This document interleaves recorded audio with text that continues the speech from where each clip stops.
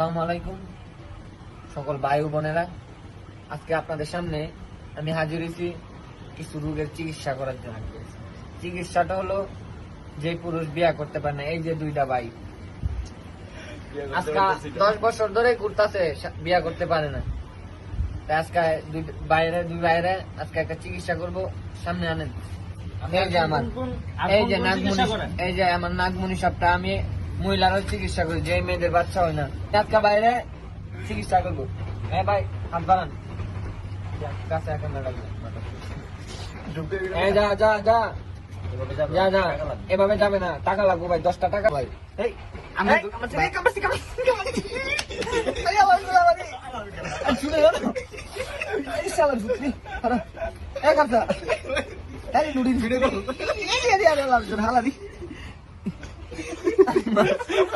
কেমন লাগছে?